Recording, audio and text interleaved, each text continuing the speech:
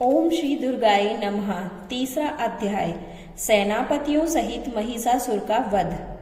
ध्यान। जगदम्बा के श्रीअंगों की कांति उदय काल के सहस्त्रों सूर्यों के समान है। वे लाल रंग की रेशमी साड़ी पहने हुए हैं। उनके गले में मुंडमाला शोभा पा रही है। दोनों स्तनों पर रक्त चंदन का लेप लगा है। वे अपने कर कमलों में जप मालिका, विद्या और अभय तथा वर नामक मुद्राएं धारण किए हुए हैं। 3 नेत्रों से सुशोभित मुखारविंद की बड़ी शोभा हो रही है। उनके मस्तक पर चंद्रमा के साथ ही रत्नमय मुकुट बंधा है तथा वे कमल के आसन पर विराजमान हैं। ऐसी देवी को मैं भक्तिपूर्वक प्रणाम करती हूँ। ऋषि कहते हैं, दैत्यों की सेना को इस प्रकार तहस नहस होते देख महादैत्य सेनापति चिक्षुर क्रोध में भरकर अंबिका देवी से युद्ध करने के लिए आगे बढ़ा। वह असुर रणभूमि में देवी के ऊपर इस प्रकार बाणों की वर्षा करने लगा जैसे बादल मेरुगिरी के शिखर पर पानी की धार बरसा रहा हो। तब देवी ने अपने बाणों से उसके बाण समूहों को अनायास ही काटकर उसके घोड़े और सारथी को भी मार डाला। साथ ही उसके धनुष तथा अत्यंत ऊंची ध्वजा को भी तत्काल काट गिराया। धनुष कट जाने पर उसके अंगों को अपने बाणों से बींध डाला।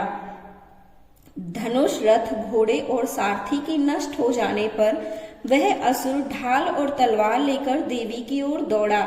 उसने तीखी धार वाली तलवार से सिंह के मस्तक पर चोट करके देवी की भी बाईं भुजा में बड़े वेग से प्रहार किया। राजन, देवी की बाह पर पहुंचते ही वह तलवार टूट गई। फिर तो क्रोध से लाल आंखें करके उस राक्षस ने हाथ में शूल उठा लिया और उसे उस महादैत्य ने भगवती भद्रकाली के ऊपर चलाया। वह शूल आकाश से गिरते हुए सूर्यमंडल की भांति अपने तेज से प्रज्वलित हो उठा। उस शूल को अपनी ओर आते देख देवी ने भी शूल का प्रहार किया। उससे राक्षस के शूल के सैकड़ों टुकड़े हो गए। साथ ही महादैत्य चिक्षुर की भी धज्जियां उड़ गईं। वह प्राणों से हाथ धो बैठा। महिषासुर के सेनापति उस महापराक्रमी चिक्षुर के मारे जाने पर देवताओं को पीड़ा देने वाला चामर हाथी पर चढ़कर आया। उसने भी देवी के ऊपर शक्ति का प्रहार किया, किंतु जगदम्बा ने उसे अपने हुंकार से ही आहत और निष्प्रभ करके तत्काल पृथ्वी पर गिरा दिया। शक्ति टूट कर गिर जाने को देखकर चामर को बड़ा क्रोध हुआ। उसने अपना शूल चलाया, किंतु देवी ने उसे भी अपने बाणों से काट डाला। इतने में ही देवी का सिंह उछलकर हाथी के मस्तक पर चढ़ बैठा और उस दैत्य के साथ खूब जोर लगाकर बाहुयुद्ध करने लगा। वे दोनों लड़ते लड़ते हाथी से पृथ्वी पर आ गए और अत्यंत क्रोध में भरकर एक दूसरे पर बड़े भयंकर प्रहार करते हुए लड़ने लगे। तदंतर सिंह बड़े वेग से आकाश की ओर उछला और उधर से गिरते समय अपने पंजों की मार से चामर का सिर धड़ से अलग कर दिया। इस प्रकार उद्रक भी शिला और वृक्ष आदि की मार खाकर रणभूमि में देवी के हाथ से मारा गया तथा कराल भी दांतों, मुक्कों और थप्पड़ों की चोट से धराशायी हो गया। क्रोध में भरी हुई देवी ने गदा की चोट से उद्दत का कचूमर निकाल डाला।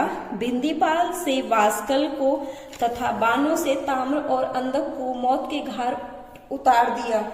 3 नेत्रों वाली परमेश्वरी ने त्रिशूल से उग्रास्य, उग्रवीर्य और माहनु नामक दैत्य को मार डाला। तलवार की चोट से विडाल के मस्तक को धड़ से काट गिराया। दुर्धर और दुर्मुख इन दोनों को भी अपने वानों से यमलोक भेज दिया। इस प्रकार अपनी सेना का संहार होता देख महिषासुर ने भैंसे का रूप धारण कर देवी के गणों को त्रास देना शुरू कर दिया।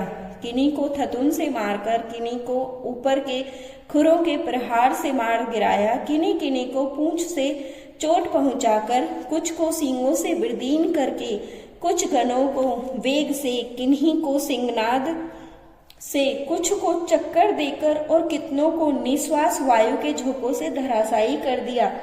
इस प्रकार गणों की सेना को गिराकर वह असुर महादेवी के सिंह को मारने के लिए झपटा।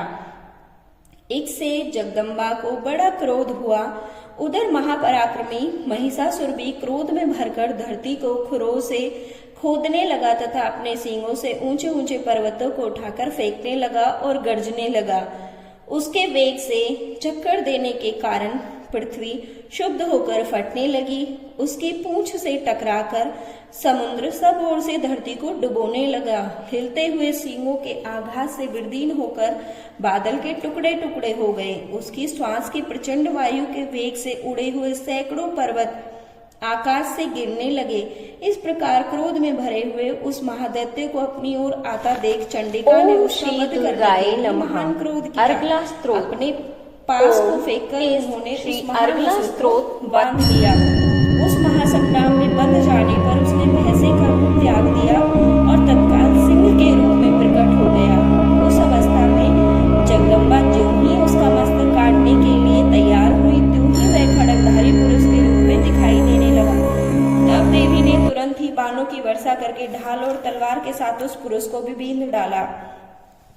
इतने में भी वह महान गजराज के रूप में परिणित हो गया तथा अपनी सूंड से देवी के विशाल सिंग को खींचने और गर्जने लगा।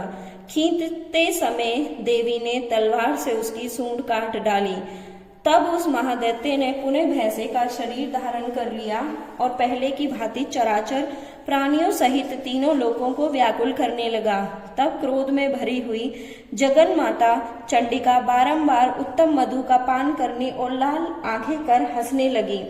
उधर वह बल और पराक्रम के मद से उन्मत्त हुआ राक्षस गर्जने लगा और अपने सींगों से चंडी के ऊपर पर्वतों को फेंकने लगा। उस समय देवी ने अपने बालों के समूहों से उसके फेंके हुए पर्वतों को चूर्ण करती हुई बोली। बोलते समय उनका मुख मधु के मद से लाल हो रहा था और वाणी लड़खड़ा रही थी। देवी ने कहा, ओ मूढ़, जब तक मैं मधु पीती हूँ तब तक जो क्षण भर के लिए खूब गर्ज ले। मेरे हाथ से यहीं तेरी मृत्यु हो जाने पर शीघ्र ही देवता भी गर्जना करेंगे। ऋषि कहते हैं, यों कहकर देवी उछली और उस महादैत्य के ऊपर चढ़ गईं। फिर अपने पैर से उसे दबाकर उन्होंने शूल से उसके कंठ में आघात किया। उनके पैर से दबा होने पर भी महासुर अपने मुख से दूसरे रूप में बाहर होने लगा। अभी आधे शरीर से ही वह बाहर निकल नहीं पाया था कि देवी ने अपने प्रभाव से उसे रोक दिया और आधा निकल कर भी वह महादैत्य देवी से युद्ध करने लगा। तब देवी ने बहुत बड़ी तलवार से उसका मस्तक काट गिराया। फिर तो हाहाकार करती हुई दैत्यों की सारी सेना भाग गई और संपूर्ण देवता अत्यंत प्रसन्न हो गए। देवताओं ने दिव्य महर्षियों के साथ दुर्गा देवी का ध्यान किया। गंधर्व राज गायन करने लगे और अप्सराएं नृत्य करने लगी। इस प्रकार श्री मार्कंडेय पुराण में सार्वनिक मनवंतर की कथा के अंतर्गत देवी महात्म्य में महिषासुर नामक तीसरा अध्याय पूरा हुआ।